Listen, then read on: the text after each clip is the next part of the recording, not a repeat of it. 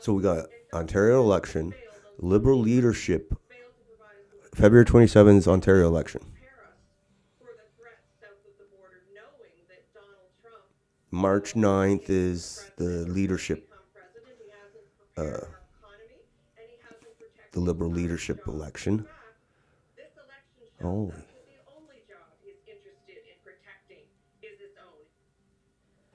The opposition has accused Ford of wanting an election before the RCMP wrap up an investigation into the Greenbelt scandal, which involved protected land being opened up for housing Hmm. development.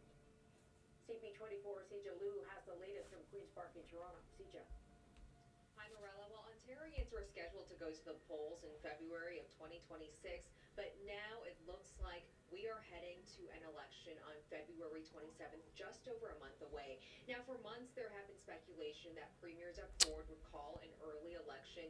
Just yesterday, he said, stay tuned when asked if he would call an early election next week. And all this news comes as we learn that PC candidates and campaign managers will be meeting this Saturday for what they're calling a super caucus meeting. So this is a meeting where they'll be discussing polling and strategy. In a memo to MPPs, it says they will be getting the resources, tools, and training in order to run a successful campaign. Now, over the past week, Premier Doug Ford has said that he needs a new clear mandate to tackle the tariff threat imposed by President Donald Trump. He says the tariffs will be devastating to the All Ontario right. economy, causing 500,000 jobs to be lost. And as a result, he needs a new mandate in order to boost spending to help these workers and industries who will be impacted. And speaking of spending, it's expected that this election will cost around $160 million. And we are already getting some reaction from the opposition leaders, such as Liberal leader Bonnie Crombie, who Hmm. says this is a reckless move and that Premier Doug Ford is choosing power over people when it comes to calling this early election. But Morella, in terms of the timing, so next Wednesday is when he's expected to call that early election, and then there will be a 28-day campaign period, and then voters will head to the polls on February 27th. Back to you. Caesar, thanks for the update. So the new U.S. president renewed a call for Canada to become the 51st state and avoid the threat of tariffs. He made the comment in his first major address to world leaders. And he also asked members of the NATO alliance to dramatically increase defense spending. CTV's Judy Trent has that. Hello. Appearing virtually at the World Economic Forum, President Donald Trump once again complained about importing more from Canada than it exported. We don't need them to make our cars, and they make a lot of them. We don't need their liquor because we have our own forests, etc., etc. We don't need their oil and gas. The trade war hasn't started yet, but 25% tariffs could be imposed as soon as February 1st. One goal, not to figure out how to manage these tariffs and live with them over the long term, but to figure out how to get them removed as quickly as possible. Part of that strategy also includes reaching the NATO 2% target during Trump's term instead of the 2032 timeline the government previously set. We think that because of the investments that we're going to have to make over the next 4 or 5 years in national defense, it is going to give us an opportunity to do business with Americans where it makes sense for Canadians. We could bring in capabilities and spending earlier. Why? Because the longer we wait, the less we can get for the same amount of money.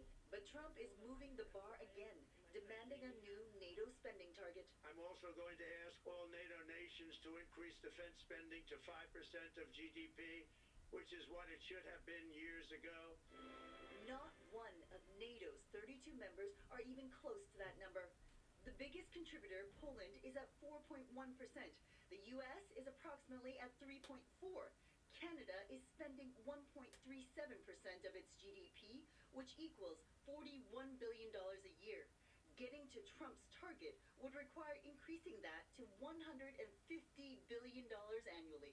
Trump has yet to present the 5% figure to other members of the NATO alliance. But for years, Canada's inability to meet its military spending targets has been a trade irritant with the U.S. Now it's a gaping wound as Canada enters into a trade war with the Americans. Judy Trinh, CTV News, Ottawa. Joining me now is the Honorable former Minister of National Defense, country. So thanks for your time tonight. How are you tonight? I'm good. Mr. Pollinette, is this target? All right. Sorry, I had a little technical difficulties. Just making sure I was actually live. So basically, I had it on the news, so it summed up basically what I was going to talk about was Trump's new comments on Canada today and our breaking news tonight that Doug Ford's going to call an election on Wednesday for February 27th because he has to fight. He needs a mandate to fight the tariffs that Donald Trump is supposedly maybe going to put on us. It's a mess, folks. It's a mess. And I heard him talking about, Doug Ford was talking about like pandemic style intervention, like throwing out money to people who are losing jobs. I don't know. Like that's kind of what caused inflation in the first place, all the spending. Who knows what's going on? There's big things brewing, like we're in big changes. And like we got to figure out what's going on with Donald Trump. What's going on? We see what's going on here. It's just a mess. It's a mess. My head spinning every night, but I sleep fine. It's to say you know what's going to happen. I mean, and predict. All bets are off these days for anything. But just because there's unprecedented times doesn't mean they're bad times. It just means they're unpredictable. So I want to see what he said first today. I saw this. He was at Davos. He was doing a video speech. Like he wasn't there. He had called in.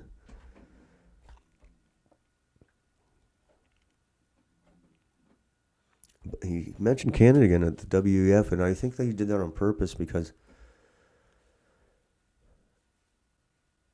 WEF is very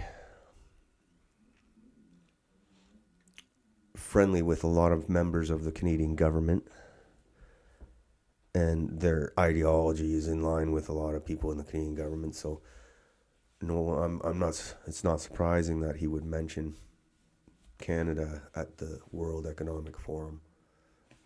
So I want to see if I hope my audio is working here. Oh, hold on a second. No, I don't know. It plugged in.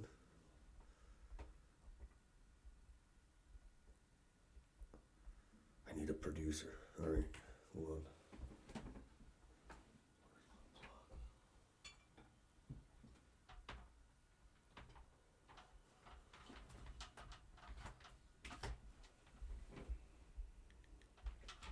That's plugged in. Do it. Okay. I don't know if it's good for them. Okay. Let's see what he says.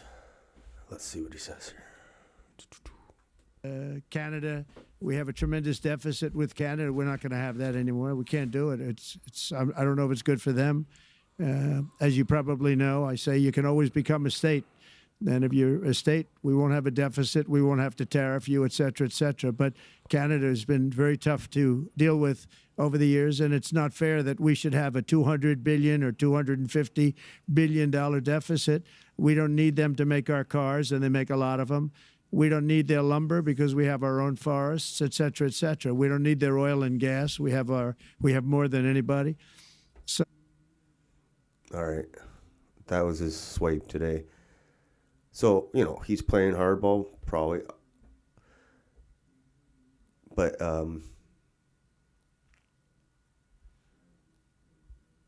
yeah, I don't even know what to make of that, though. Like, Trump once again says, buckle up.